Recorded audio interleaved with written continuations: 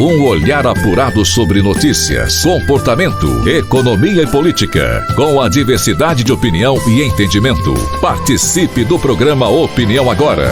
Envie sua mensagem, crítica, ponto de vista e opinião. Bem, já estamos de volta, 14 horas mais 41 minutos desta quarta-feira, 11 de maio de 2022. Em um oferecimento de sorveteria Açaiteria Nectar, há mais de 25 anos, alimentando sorrisos e promovendo felicidade.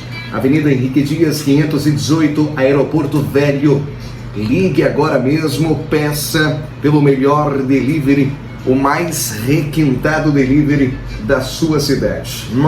98105-9698. 98105-9698. Eu disse sorveteria, açaiteria, fábrica também, Nectar, certo? Casa de Carnes Beija-Flor, do amigo Marcinho, Rua Chico Mendes 325, bairro Beija-Flor. Casa de Carnes Beija-Flor, a primeira e a mais completa da sua cidade. Brás Máquinas, a empresa que respeita a sua história, reconhece o seu valor e que sempre valoriza o homem do campo. Brás Máquinas, há mais de 25 anos, sendo referência para o homem do campo. Eu quero trazer aqui uma pesquisa muito importante para os nossos dias, um tanto quanto muito relevante. Uma pesquisa recente informa que as redes sociais prejudicam a saúde mental dos nossos adolescentes. Excesso de competições, comparações e padrões estéticos, eu diria, altos, utópicos e muitos dos inalcançáveis, não é isso? Eu diria que a saúde mental de um adolescente, ela já é um tanto quanto prejudicada na nascença, não é? Quando nasce, de nascença. Um adolescente é uma gelatina em forma de personalidade. Nem adulto, nem criança aprende os primeiros esboços de desejos do que queirá ser. Tem uma consciência meio que já prejudicada pela própria condição de gelatina que apreende, né, e suga, de certa forma, como uma esponja, as influências do meio. Porque nós somos produto do meio. Contesta pais e autoridades em sua egolatria, povoado de hormônios, tem o auge de sua sexualidade em geral apertada pela falta de dinheiro ou alargada por um meio de extrema vulgarização de um meio social contemporâneo em que vivemos. Então, adolescer, né? Ou seja, crescer nessa fase da vida é horrível. Mas este é um problema, eu diria, não é da atualidade. É um problema ancestral. As competições, as comparações, não é? Todo o escárnio, os grupos sectários e o próprio bullying também, né? Sempre existiram, para além das redomas das redes sociais, não é isso? Sempre há alguém mais belo, mais forte, mais interessante do que eu, do que você, do que nós, no meio em que nós vivemos. Seja numa aldeia, seja num bairro, seja num vilarejo, numa cidade, no estado, num país. E aí as redes sociais só fizeram capultar, eu acho que boa parte disso, as redes sociais só fizeram catapultar. Esta é a palavra, catapultar. Catapultar este processo que é, na verdade, simplesmente o processo de amadurecimento. Amadurecimento. A percepção de que o mundo é injusto é o principal condimento para o amadurecimento individual. Levar cacetada da vida amadurece. E como amadurece? Se proteger em redoma joga toda a adolescência para a fase adulta. E o que mais temos por aí são adolescentes adultos mimados por este, eu diria, paternalismo politicamente correto, que quer fazer uma asepsia, não é? Na alma humana. Geração de ressentidos, geração de Nutella, geração de paçoca, geração do toma lá da cá, cedeu, receba.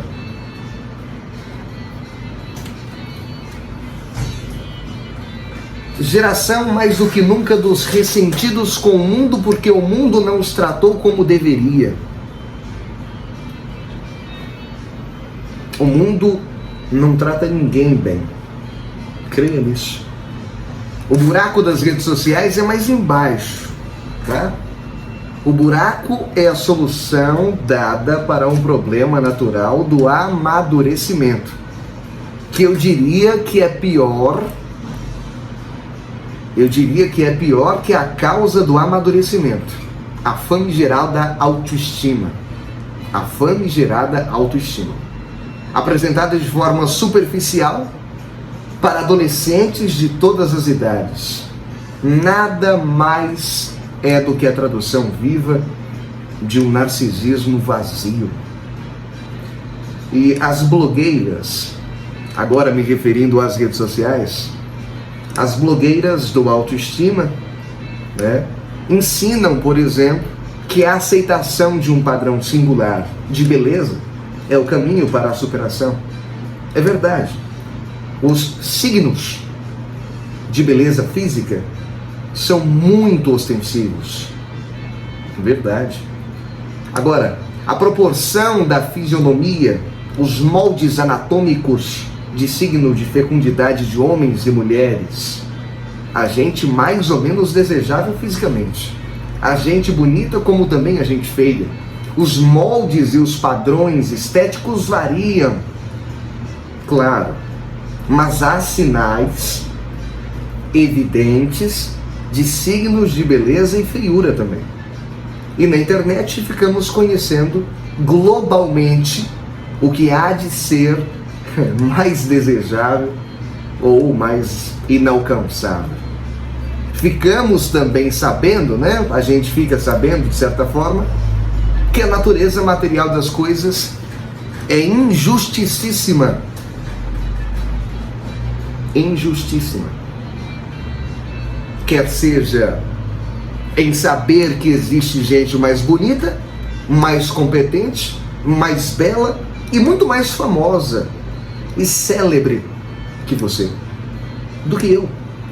Às vezes, por razões até injustas, aquele comediante, aquele político, aquele cantor, sei lá, qualquer pessoa, aquela pessoa medíocre, né, que ocupa um espaço de artistas talentosos, por exemplo.